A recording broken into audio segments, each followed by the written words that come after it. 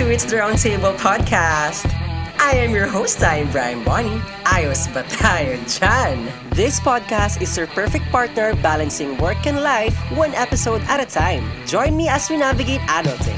Sometimes growing up sucks, but we love it.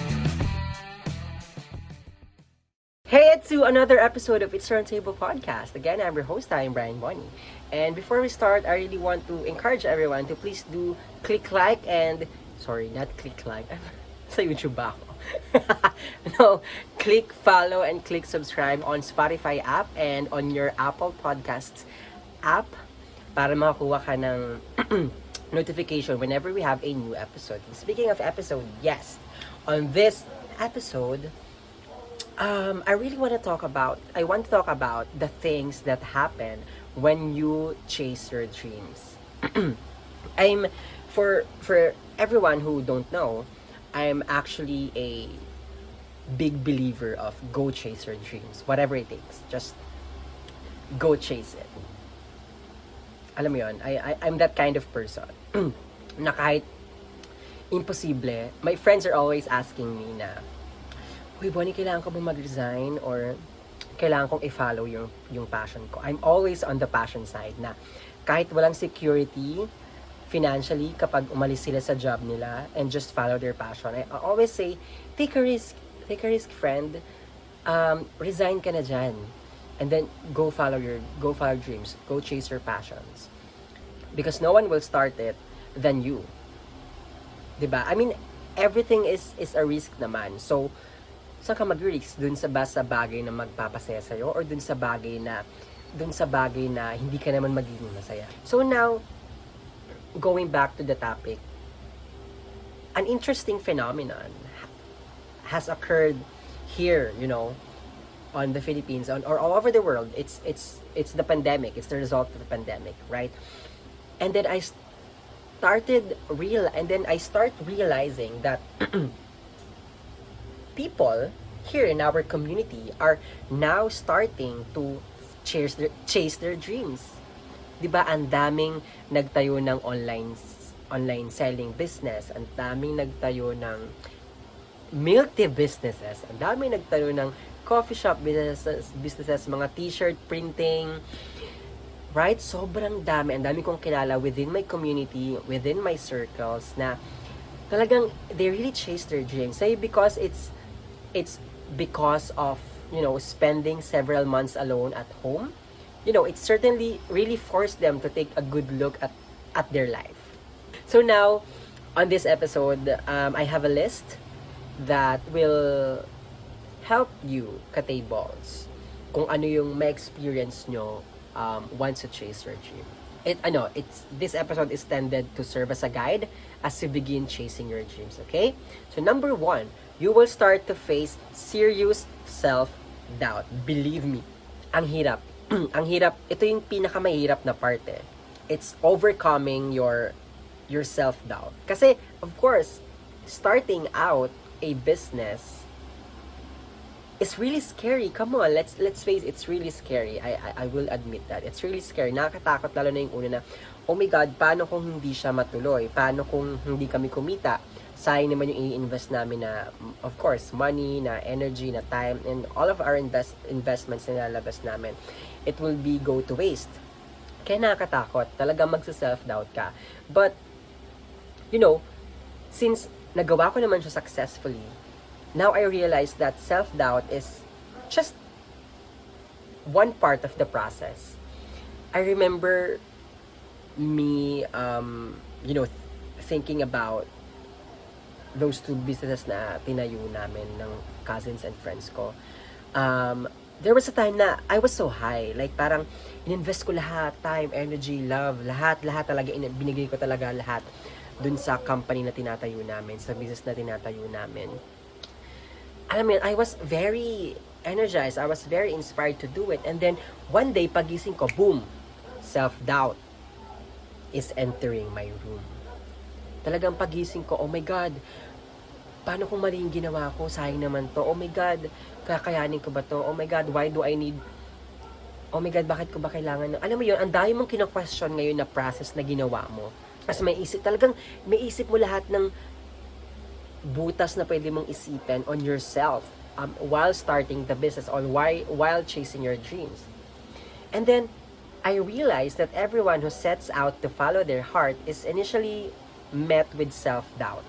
For sure, lahat ng mga sikat na, maybe artist or businessman out there also experience self-doubt. And once you passed the self-doubt process or the self-doubt phase, it's going to be like a smooth ride. Not 100% smooth, but maybe a lot easier because again, ang number one lang naman ni Enemy here, chasing your dream, is yourself. Yun naman laging inaayos dapat muna, yung loob ng sarili mo, yourself. Kasi kapag naayos mo yung sarili mo, pag punong-puno yung sarili mo ng love, at wala ka ng self-doubt, you can always pass, and you can always solve any problems or any crisis na may experience mo chasing your dreams. Number 2, people will attempt to persuade you not to do it. Luckily, I have a lot of supporters, and that's my family, my friends, my partner, my co-host, the network, my cousins, my friends, all of them. I'm just lucky enough that I have a good supporter. I have a good supporting system. And then, darating sa point na may mga tao pa rin na kahit anong galing mo or kahit alam mo yon, darating sa point na may mga taong magsasabi na you cannot do it and that you will not success on the field na pinili mo to chase your dreams. It is not that they don't want to see you follow your heart. They're afraid to watch you fail. 'Di ba may mga taong ganun eh. Minsan nga masakit pa na sasabihin na ng sa ating family members mo, right? Na may isa sa kanila na magkasabing, wag mo nang gawin yan, baka masaktan ka lang or baka hindi mo kayanin. Right? Yun yung sinasabi ko na sometimes it is not that they don't want you to follow your heart. They are afraid to watch you fail maybe, right? So think about it. May mga ganun tayong friends na sinasabi nila, wag mo nang gawin yan kasi hindi pa sure yung ganyan, hindi pa siya sikat, pero meron kang gut sa sarili mo na you can do it, just do it. May mga tao naman na afraid to really watch you succeed. That's why yung tweet ko past couple of weeks past ng Roundtable Podcast na surround yourself with the people who are genuinely wants to see you grow. Hindi yung mga tao, wag kang lumapit sa mga taong takot makita kang mag-succeed. So I guess what I'm saying on this number 2 is do not allow others to dissuade you from following your path. Just believe in yourself. If you have that gut inside you, go ahead and chase it. Whatever it takes, baby. Number 3, definitely you will experience failure. Sobrang dami mong research and ideas na hindi naman nagiging output, right? Or naging output but it's not really good enough, right? Maka-experience ka talaga ng failure. Sa business, sa ating first run, hindi naman agad successful yan right? May mga taong hindi maniniwala talaga. May mga taong hindi talaga bibili, right? On your service, on your item. So, maka-experience ka talaga ng failure.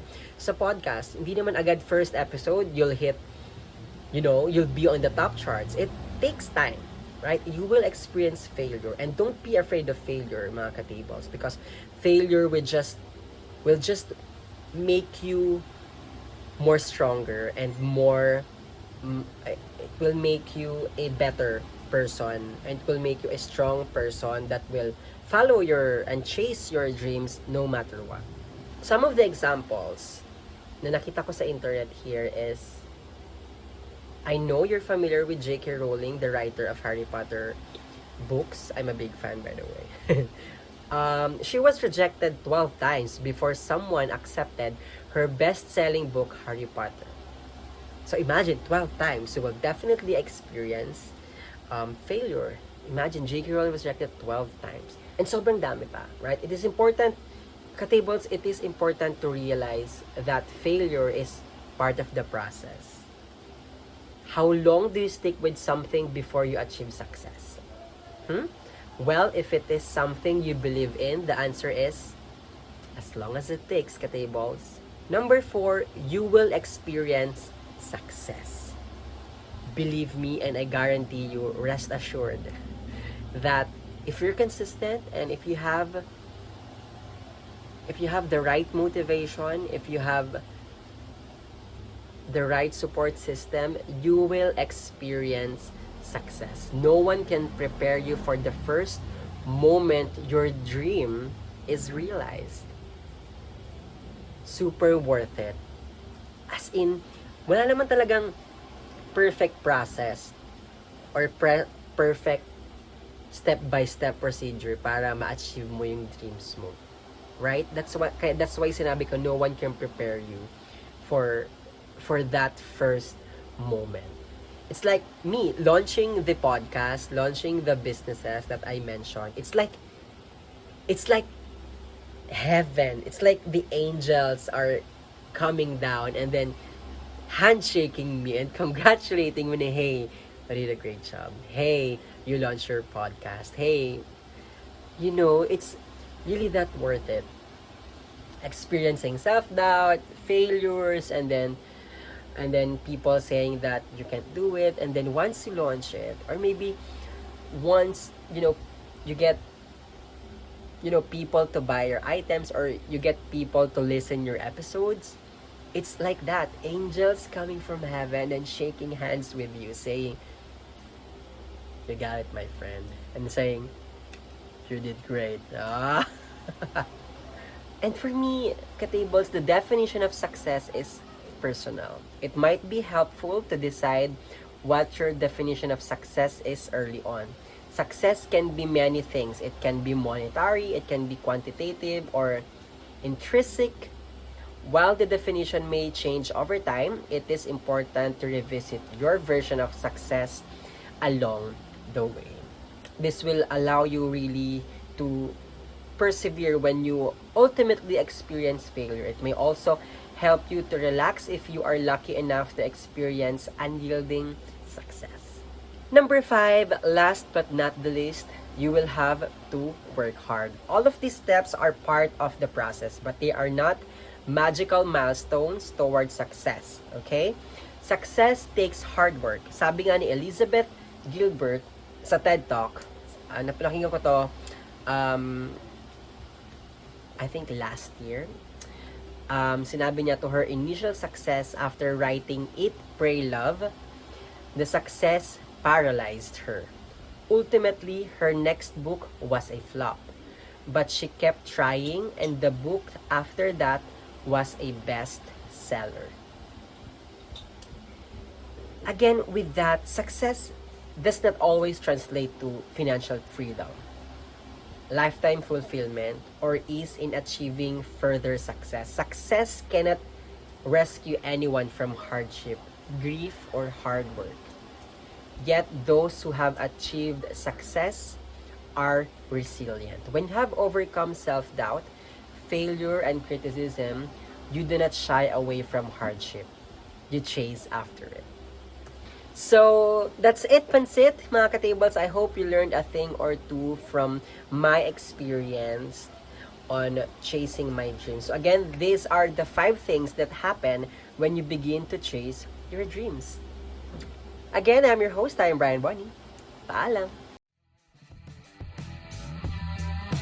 Wait! It's the Roundtable Podcast is releasing new episodes every Tuesday and Friday mornings. So don't forget to subscribe and follow on Spotify and Apple Podcasts. And if you like this podcast that much, don't forget to follow and always be updated on all their self-improvement contents. Just search at It's the Roundtable Podcast on your favorite social media app.